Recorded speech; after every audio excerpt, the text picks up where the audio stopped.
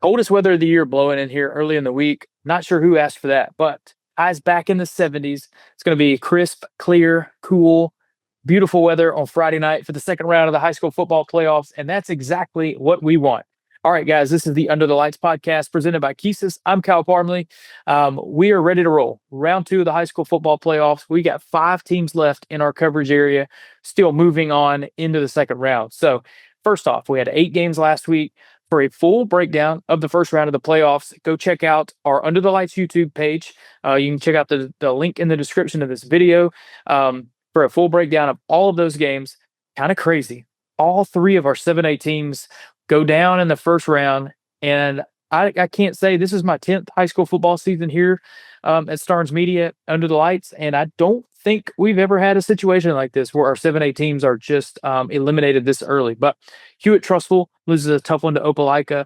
Vestavia Hills loses a tough one to Auburn, and Hoover falls to Central Phoenix City. So a really tough way to go for the 7As, but we'll flash the 7A bracket on the screen. You want to take a look at it? It's Thompson is there, and then outside of that, not many Birmingham area schools. So the 7A playoffs, we will be observing from afar as far as the Under the Lights coverage area goes. But that does mean we got a lot still going on in the 6A playoffs, especially. We still got Briarwood in 5A. So why don't we go ahead and dive on into it? But first, let's tell you about our presenting sponsor, KEYSYS. They've been sponsoring our Under the Lights coverage all season long. You've heard about them all year long. AI taking over. We start to use it in almost every aspect of our lives now. KEYSYS can help you or your business with custom AI made simple. KEYSYS.io is where you need to go. They got plans that they can tailor to your business or your personal needs. KEYSYS.io. All right, so we're going to start with our game of the week. I don't know, you probably didn't notice, but last week we didn't really designate a game of the week for the Under the Lights games because I didn't really know where to put it on the map. Like, I went and covered the Briarwood Leeds game. Briarwood looked fantastic, but there were a lot of other really good games. I just didn't know which one to label game of the week, and that changes this week. Round 2, we have a game of the week. It is Homewood playing host to Hartselle. The storylines are aplenty. Homewood head coach Ben Bergeson. He's made the playoffs every year he's been at Homewood. He just recently won his 100th game with the Patriots, 100th career game. And they're hosting a Hartselle team that is coached by Bert Newton, who is the son of Bob Newton, which, if you've been to Waldrop Stadium, you've likely seen the fact that the field is named after Bob Newton, who won 5 state championships as the head coach at Homewood. So Bert Newton bringing his Hartselle team back to his alma mater to play Homewood in the second round of the playoffs. So to preview our game of the week, we're going to talk to both head coaches, kind of give you a little insight into their teams, what this matchup means to them, and really just kind of dig into what promises to be a great second round game.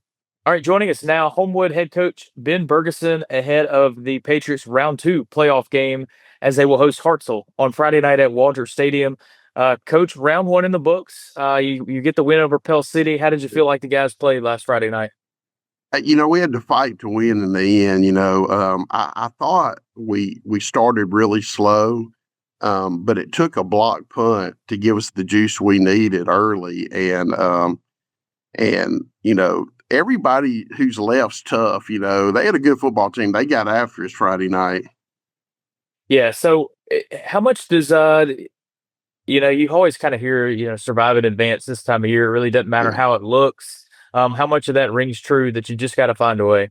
Oh, yeah, you just got to find a way because anything can happen this time of year, and I look back to the James Clemens game, us having to fight through that game, that just helps put us in a good position each week. Yep.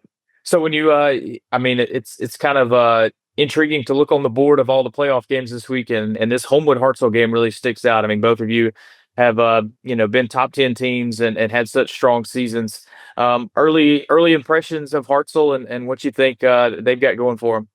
They are big, they're huge, and they play hard. They really play hard, So to me, watching them yesterday, they would love to have some long drives and score, So they've got a good football team. What's your message to the fans to get them out to Waldrop Stadium? Well, first of all, it's freezing today or the next couple of days, and I looked ahead, Kyle, and it's it's supposed to be like 70 Friday night. So it's going to be a beautiful night. There's not a chance of rain. I think that kept a few away last week, but, we've got Bert Newton coming to town playing at, a field that's named after his dad. So, I mean, it's going to be a really cool atmosphere. Yeah, that is going to be a really cool thing to see Coach Newton bring his Hartselle team down. What are the vibes like in the locker room this time of year? Does it amp up a little bit once you get into November? Oh, no doubt, and our guys, I mean, you're supposed to be playing your best ball this time of year, and we are. I mean, this group really understands the value in having good practices. So practices are good, it's do or die now. So Yeah, no, it's going to be a lot of fun out there. So game of the week, it's going to be a fun game. Round two is here, and man, the games just seem to get more and more intense, more and more exciting as we go. So, Coach, we'll see you out there on Friday night. It's going to be a good one. Okay, all right, thanks, Kyle. Ben's he's a great coach. He's done really, really well there at Homewood, and I've got a lot of history there as well, as far as growing up there and my dad coaching and everything. So, and I'm really good friends with both coordinators too. I've known them forever. I worked with Heath Printer at Spain Park in the early 2000s, and then I've known Freddie since he got here from when they came down here with Coach Goodwin, and our kids are all the same age. So like they all went to school together until I moved, up here 4 years ago. So a lot of connections there. Yeah, yeah. So, well, first off, let's start with your Hartselle bunch. I mean, seems like you guys have had another really good season so far. What are kind of the strengths of your team, and what's kind of led to the success so far? We don't have any flashy players, but we got two really good running backs or hard-nosed seniors, and both are good out of the backfield, but they also are good in between tackles, and we got a pretty big offensive line for Hartselle. And so we're running the football, RPO, bootleg, play action, with our shots, and then a quarterback's been really consistent. Like I said, he's not flashy, but he's rarely has turned the ball over, and has been just so consistent, and takes care of the football and takes care of our game plan and all that kind of stuff. And then on defense, typical Hartselle. We're 3-3 through and through. We blitz like crazy. We drop like crazy, but we're gonna run the football and hit you, and that's kind of our deal. Yeah. So, second year as the head coach at Hartselle. Is there anything that you kind of gleaned from last year's effort? I mean, you guys get to the second round. But are there things you learned as being the head guy that first time through it that you feel like maybe help you in your program this time around? We hadn't changed much. I mean, like, Coach Gotti hired me in 2017 when I came up here, and I was commuting from Birmingham. But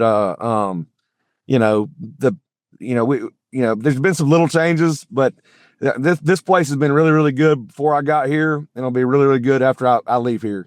The community really supports all the sports, and especially football and baseball in particular, and softball in particular. But it's I didn't do the deal like a lot of coaches come in and they want to change everything. I didn't want to change hardly anything because we were pretty good when I got it, and so Coach Moore went to Opelika, and there's been little tweaks here and there as far as how we do things, but it's pretty much the same. Gotcha. So obviously, you're going to lead your team into Waldrop Stadium on Friday night. They're going to play on Bob Newton Field, where your dad coached for so long and had such great success. I think my favorite Coach Newton stat is that he won more state championships than he lost playoff games while at Homewood. They won 5 state championships, lost 4 playoff games. And Wow. that's pretty incredible for anybody to do. So emotionally, what's that going to be like bringing your team down to your alma mater and getting to lead them onto that field? For me personally, it'll be special. I was the first state championship game in '95. I was a player, and that was the year before they went to the Super 6 deal, so we still had the home games, and so we beat Blunt in '95 for the first one he won, and I like I said, I was on the team, so but for me, it's all about our kids. It's not about me or Homewood or whatever. It's about Hartselle, you know. Yep. Now I figured you'd say that. I mean, that's exactly what I would expect a football coach to say, that he's Yep. gonna bring his guys down there. But I would imagine also, hey, the friends and the family from the Birmingham area will be out in full force, right? I would imagine so. I think they'll be probably.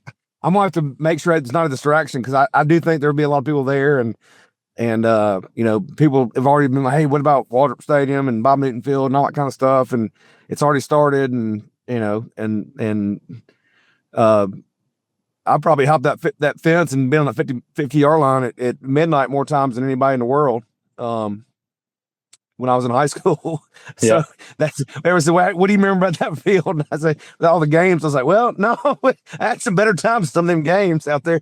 But anyway, I'm kidding. But the it's going to be special for me. I know I'm assuming, you know, my brother and them lost last week in a heartbreaker at Hueytown, and so I know he's going to be there and his family's going to be there, and so it'll be good. Yep.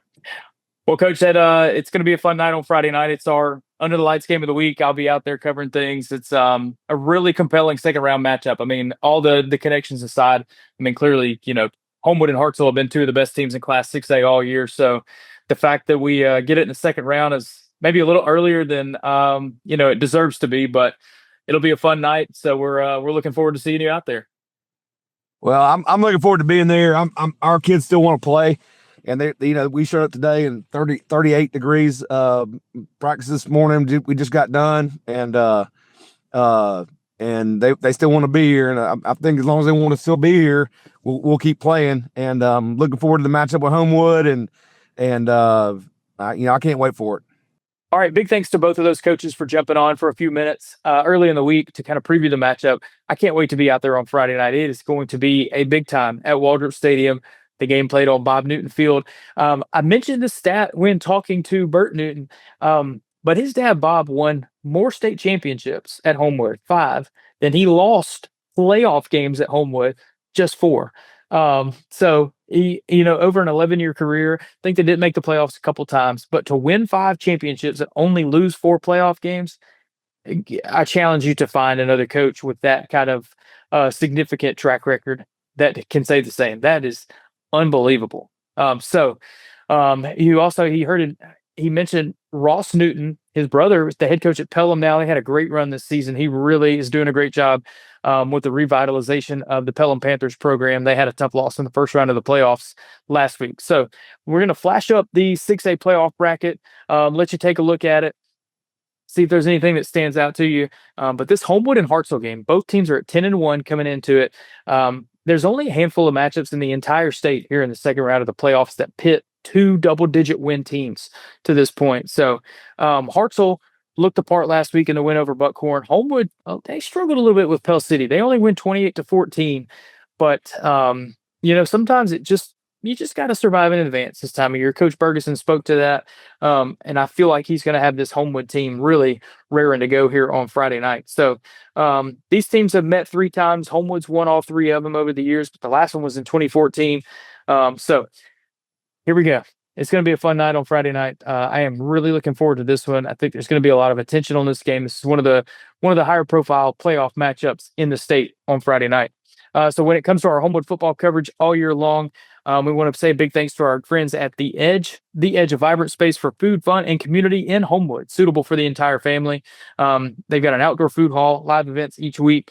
That's right off Green Springs. So visit their website at theedgehomewood.com. Go check them out this week to see our friends there. Also, when we talk about our game of the week, Hoover Steaks and Wines, a gourmet grocery and wine store, a hub for food enthusiasts, and a gathering spot for friends and families, and a testament to Southern hospitality. Go check them out. They have been a big help to us as we have hyped up our game of the week all season long. So, Waldrop Stadium on Friday night, that's where I'll be. We've got 4 other games we're going to talk about as well. So let's start with Mountain Brook making a trip to Fort Payne.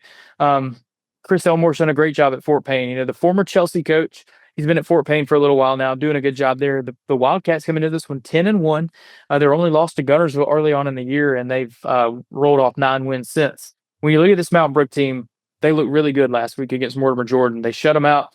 And it was almost like the end of the regular season open week came at just the right time to get that week off, heal up a little bit, get re-energized, refocused on what is always a strong playoff push by the Spartans. If I'm looking correct, Mountain Brook has won their first round playoff game for the last 6 years now. So this team, this program, used to making it to the playoffs, used to having big success once they get there. So we'll see. This is going to be a tough challenge, a long road trip, like we said, probably a 2-hour drive up to Fort Payne on Friday night. So it's gonna be good. I mean, if Mountain Brook can parlay that momentum from last week, they have certainly got a good opportunity in this one to notch another playoff win. So Spartans on the road. They're playing on Friday this week. I don't anticipate any weather changes. So those are two local teams in 6A. And when we talk about our Mountain Brook football coverage, we always love to tell you about our friends at Gun Dermatology, 2 locations in Mountain Brook for all of your skincare needs. Gun Dermatology. Big thanks to them. All right, another 6A second round game that features a team making a long road trip. Spain Park at 9-2, heading to undefeated 10-0 Saraland. These teams met in the playoffs last year, and it did not go well for the Jags. Saraland ran away. I think it was 45-19 in this one. But this one was a round later, a year ago. These two teams met in the quarterfinals, and Saraland was able to come away with the big win there. So the Spain Park team, though, we've talked about they just keep improving all year long. And last week against McAdory, you didn't worry about this team wilting. Like McAdory jumped out to a 13-0 lead. Anybody that doesn't know this Spain Park team very well might have been a little worried. I might have been thinking, what's going to happen? The Jags are in trouble. Coach Tim Vakakis, they know the work that they put in. They build towards moments like that all season long, and it paid off on Friday night. They stayed calm, stayed steady. They scored the last 24 points of the game and end up as comfortable as an 11-point playoff win can be. That's kind of what it felt like, because this Spain Park team just doesn't wilt under pressure, and they certainly didn't on Friday night. They would need to use a lot of that battle-tested nature when they head to Saraland. This Saraland team, they don't have the star power that they've had the last couple of years. KJ Lacey at quarterback, Ryan Williams at receiver. But this team is still very, very good. They've been slotted in at the number 2 team in 6A in the Sports Writers poll since about the midway point of the season. So this Saraland program still very formidable, a very good team. Spain Park will have his hands full on Friday night, but they've been there, done that when it comes to they've made that trip to Saraland just last year. They put it all out there, and we will see if they can have a different result this time around. So one more 6A game to discuss, and that is the Clay Chalkville Cougars. They're playing Gadsden City, plays 11-0. And I think it is certainly an indication of just how good this Clay Chalkville team is, how high the expectations are this year. They beat Jackson Hole in 49-26 last week, and a 23-point playoff victory left a lot to be desired for this Clay team, it felt like. Their defense didn't seem to play very well, and it took a while for them to kind of get a stranglehold on the game and pull away from a JO team that, look, congrats to them on making it to the playoffs, having a great game plan and playing well. But, that's Clay Chalkville has high expectations this fall, and a playoff performance like that is not really what they were expecting. So that just goes to show how good this team has been all year, that we expect a little bit more out of them. I kind of get the sense that head coach Stuart Floyd will have the guys ready to roll against this Gadsden City team. They knocked off Jasper last week 40-37, and I don't think the game was as close as maybe the final score indicates.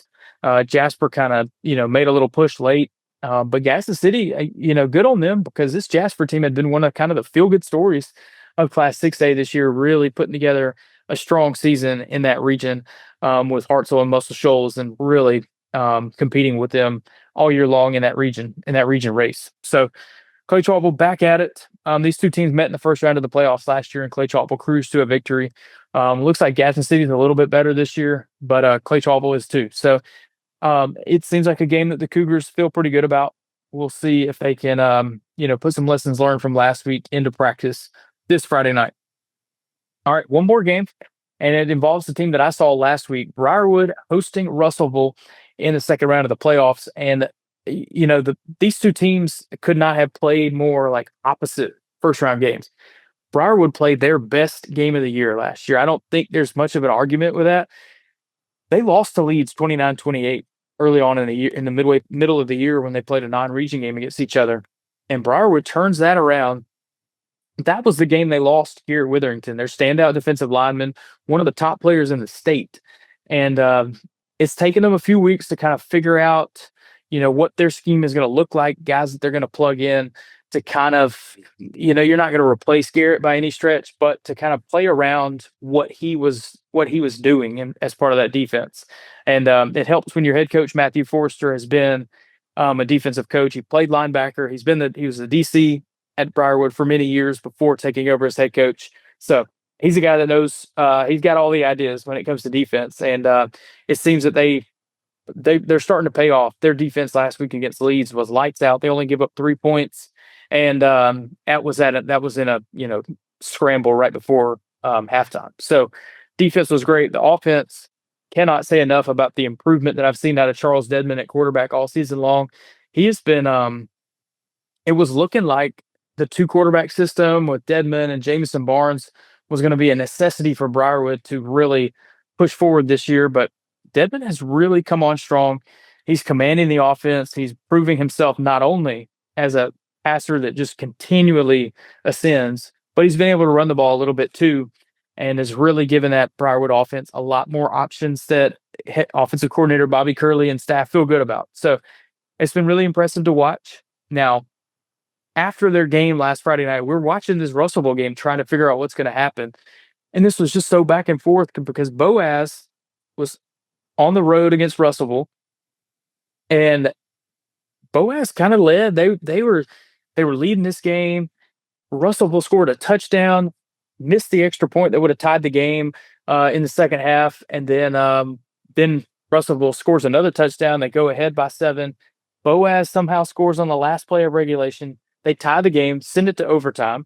Well, in overtime, Boaz scores first. Russellville responds with a touchdown, and Boaz calls a timeout to try to ice Russellville's kicker on the extra point. And head coach Dustin Goodwin gathers his troops during the timeout and says, you know what the heck, let's just go for 2 and win the game. And Russellville goes out there, does just that, converts the 2-point conversion, wins the football game, and advances to the second round. And they will go to Briarwood this week. It's really cool to see Briarwood get to host a second straight playoff game.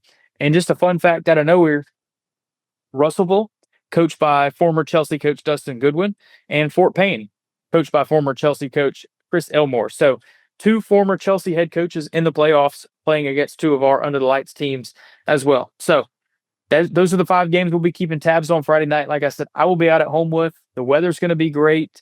Find your way to Waldrop Stadium, to Lions Pride Stadium, or go far, far away. Well, you got Cougar Stadium here in town as well, but Mountain Brook playing 2 hours north, Spain Park playing 4 hours south.